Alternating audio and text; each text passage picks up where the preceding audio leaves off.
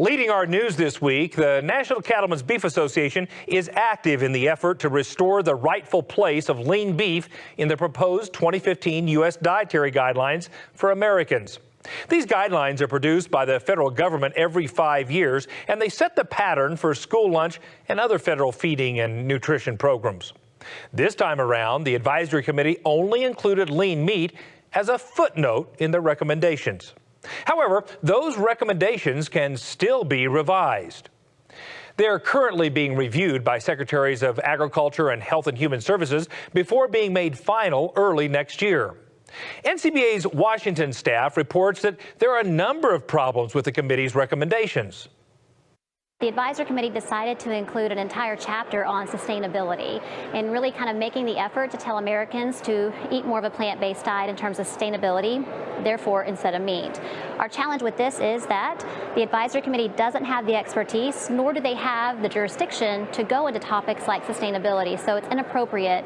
And what we're asking the secretaries to do is to reject the committee's recommendation on sustainability being included as part of the nutrition conversation on dietary guidelines because it's outside of the scope, and then to put lean meats back in to what they consider a healthy dietary pattern because the scientific evidence is there and it is strong that lean meats needs to be part of that recommendation, and then to eliminate the statement to say reduce red and processed meats because we're not over consuming red and processed meats, and that's a confusing statement for consumers.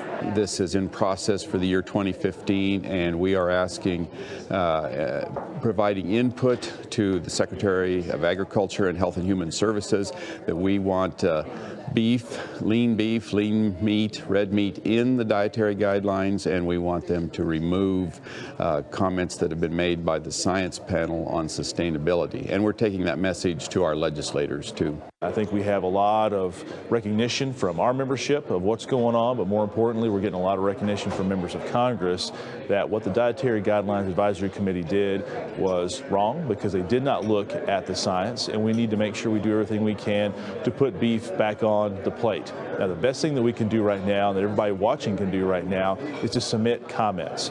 The comments are open until May the 8th. You need to make sure that you submit your comments, and the best way to do it is go to our website and follow the directions and ensure that the science is truly considered by USDA and the Department of Health and Human Services. And then finally, we're working with members of Congress to make sure that they engage in this process so that way when the final dietary guidelines come out, beef is still in the center of the plate.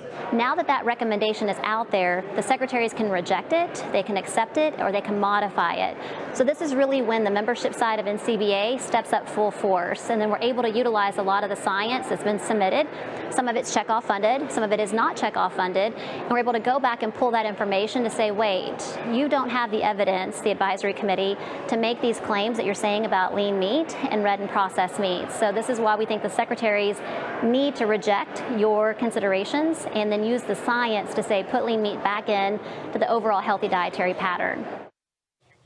Now is the time for all beef producers to join together and comment on the proposed 2015 dietary guidelines and to urge that lean beef be included in the recommendations for a healthy diet. You can quickly and easily submit your comments by going to the website beefusa.org. Click on the Beltway Beef link to comment and make your voice heard on this issue that is so critical for the beef industry. The deadline to comment is May 8th.